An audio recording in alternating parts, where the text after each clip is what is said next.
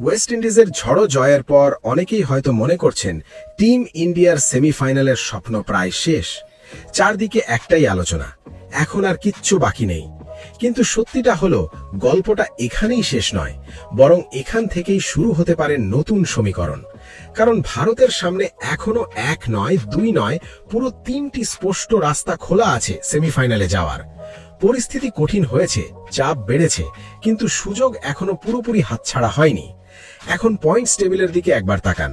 West ইন্ডিজের 2 point, আফ্রিকার 2 point, আর ভারত ও Zimbabwe এখনো শূন্যে। এই অবস্থায় ভারতের জন্য সবচেয়ে সহজ সমীকরণটা খুব পরিষ্কার। যদি ভারত নিজেদের বাকি 2 ম্যাচ জিতে যায় এবং আফ্রিকাও তাদের পরের 2 ম্যাচ জিতে নেয়, তাহলে হিসেব একদম সরল হয়ে যাবে। আফ্রিকা পৌঁছে যাবে 6 পয়েন্টে, ভারত পৌঁছে যাবে 4 পয়েন্টে, ওয়েস্ট ইন্ডিজ থাকবে 2-এ এবং জিম্বাবুয়ে শূন্যে। সেই পরিস্থিতিতে নেট রান রেট নিয়ে কোনো দুশ্চিন্তার দরকারই হবে না। ভারত সরাসরি সেমিফাইনালে উঠে যাবে। অর্থাৎ প্রথম এবং সবচেয়ে সহজ পথ হল নিজের 2 ম্যাচ জিতে নেওয়া এবং আফ্রিকার জয় কামনা করা।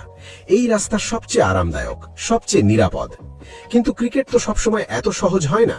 ধরুন পরিস্থিতি ঘুরে গেল, ধরুন ওয়েস্ট ইন্ডিজ আফ্রিকাকে হারিয়ে দিল, আফ্রিকা জিম্বাবুয়েকে হারালো, আর ভারত জিম্বাবুয়ে ও ইন্ডিজ 2 দলকেই হারালো। তখন 3 দলেরই 4 করে পয়েন্ট হবে। আর ঠিক তখনই আসবে সবচেয়ে বড় ফ্যাক্টর, নেট রান রেট।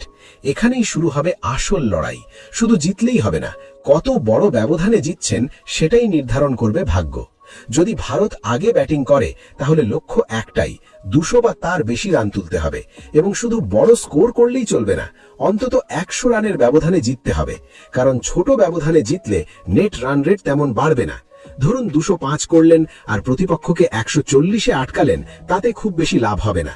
কিন্তু যদি 210 করে 100-র নিচে অল আউট করেন, তখনই নেট রান রেটে বড় লাভ আসবে। তাই ব্যাটিংয়ের শুরু থেকেই আক্রমণাত্মক মানসিকতা দরকার। মাঝের ওভারে গতি কমানো চলবে না, আর শেষ 5 ওভারে ঝড় তুলতেই হবে। একই সঙ্গে বোলিংয়ে এমন শৃঙ্খলা দরকার যাতে প্রতিপক্ষ দাঁড়াতেই না পারে। আর যদি ভারত আগে বল করে, তাহলে সমীকরণ আরও কঠিন। সেক্ষেত্রে প্রথম লক্ষ্য হবে প্রতিপক্ষকে 100 থেকে 110 রানের মধ্যে আটকে ফেলা। তার বেশি হলে চাপ বেড়ে যাবে। যদি 150 বা 170 রান খেয়ে বসেন, তাহলে ম্যাচ জিতলেও নেট রান রেটে তেমন সুবিধা হবে না। তাই বোলিংয়ের শুরু থেকেই উইকেট তুলে নিতে হবে। 12 থেকে 13 ওভারের মধ্যে প্রতিপক্ষকে গুটিয়ে দেওয়ার চেষ্টা করতে হবে। আর ব্যাটিংয়ে নামার পর সেই লক্ষ্য 10 থেকে 12 ওভারের মধ্যে তাড়া করে শেষ করতে হবে। সময় যত কম লাগবে, নেট রান রেট তত দ্রুত বাড়বে। এটা কঠিন, কিন্তু বড় দলের পরিচয়ই হলো চাপের মধ্যে বড় পারফরম্যান্স। তৃতীয় এবং সবচেয়ে নির্মম সমীকরণটা খুব সোজা। যদি ভারত একটিও ম্যাচ হেরে যায়, তাহলে সব হিসেব শেষ। জিম্বাবুয়ের কাছে হার মানেই বিদায়, ওয়েস্ট ইন্ডিজের কাছে হার মানেই বিদায়। এখানে কোনো বিকল্প রাস্তা নেই, কোনো জটিল সমীকরণ নেই। এক হার মানেই টুর্নামেন্ট থেকে ছিটকে যাওয়া। সব মিলিয়ে পরিস্থিতি এখনো ভারতের হাতেই আছে। আতঙ্কের কিছু নেই, কিন্তু ভুলেরও কোনো জায়গা নেই। সবচেয়ে সহজ রাস্তা হলো নিজেদের 2 ম্যাচ জিতে নেওয়া।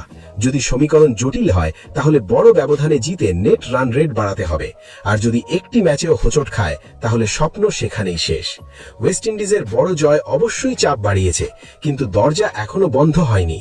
এখন দেখার বিষয়, টিম ইন্ডিয়া কি শুধু জিতবে, নাকি দাপট দেখিয়ে এমনভাবে জিতবে যাতে সেমিফাইনালের টিকিট নিয়ে কোনো প্রশ্নই না থাকে।